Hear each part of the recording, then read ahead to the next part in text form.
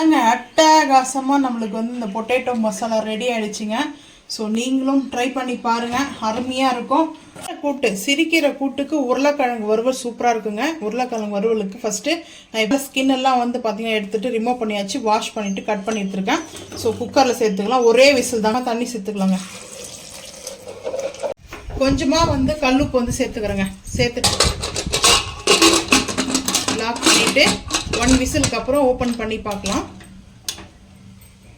நாங்கள் பாயில் பண்ணி எடுத்துட்டோம். இப்போ கடாய் வச்சுருக்கேன், அடுப்பு ஆன் பண்ணி கடாய் வச்சுருக்கேன். இப்போ ஆயில் சேர்த்துக்கலாம். ஹீட் ஆகிடுச்சு கடாய். ஒரு 3 புளிக்கரண்டி அளவுக்கு ஆயில் சேர்த்துக்கிறேன். சேர்த்தாச்சுங்க.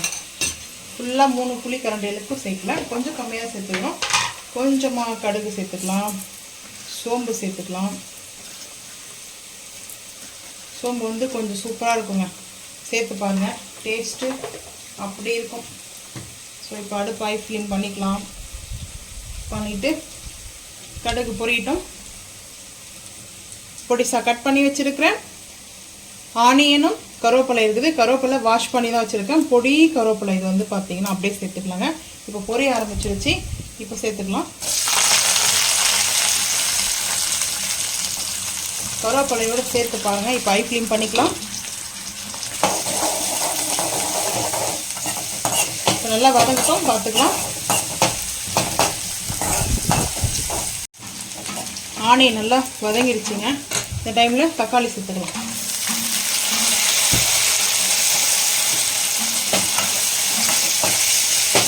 இப்போ க்ளீன் பண்ணிக்கலாம்.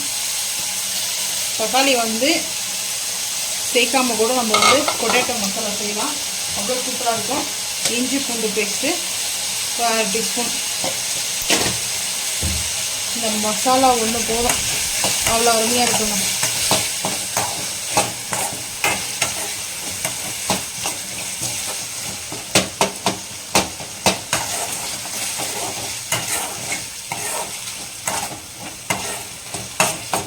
வதங்கட்டுங்க, பார்த்துக்கலாம்.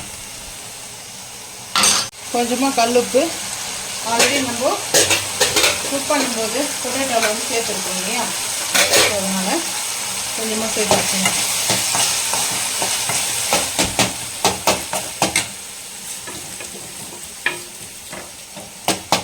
க்ளீன் பண்ணிக்கலாம். இந்த டைமில் நான் கொஞ்சமாக பெருங்காயம் சேர்த்துவேன்.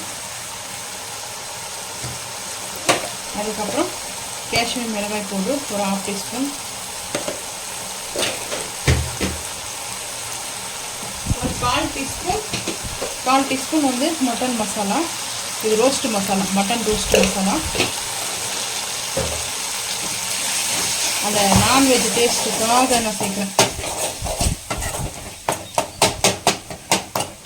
இப்போ மிக்ஸ் பண்ணிக்கலாங்க.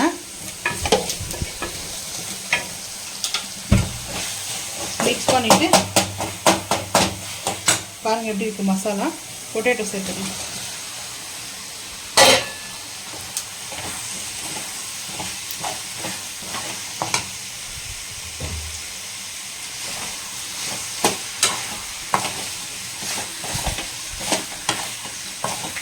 நல்லா இருக்கும் இந்த மசாலா.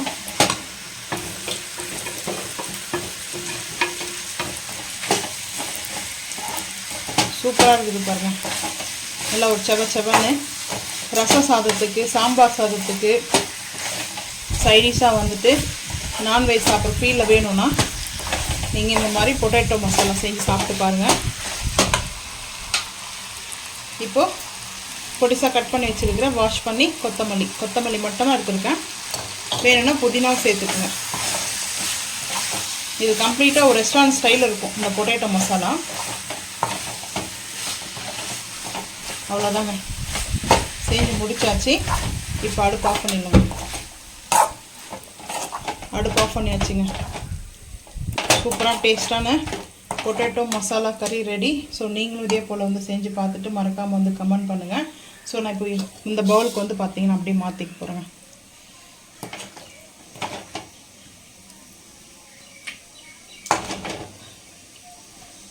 அதாங்க அட்டகாசமாக நம்மளுக்கு வந்து இந்த பொட்டேட்டோ மசாலா ரெடி ஆகிடுச்சிங்க. ஸோ நீங்களும் ட்ரை பண்ணி பாருங்கள், அருமையாக இருக்கும். ஸோ உங்களுக்கு மட்டன் மசாலா சேர்க்க விருப்பம் இல்லைன்னா ஸ்கிப் பண்ணிக்கோங்க. லைக் பண்ணுங்கள், ஷேர் பண்ணுங்கள், சப்ஸ்கிரைப் பண்ணுங்கள், பெல் ஐக்கான் வந்து கிளிக் பண்ணுங்கள். மறக்காமல் சேனல் வந்து ஃபாலோ பண்ணுங்கள். அப்போ தான் நம்ம போகிற வீடியோ நோட்டிஃபிகேஷன். தேங்க்யூ.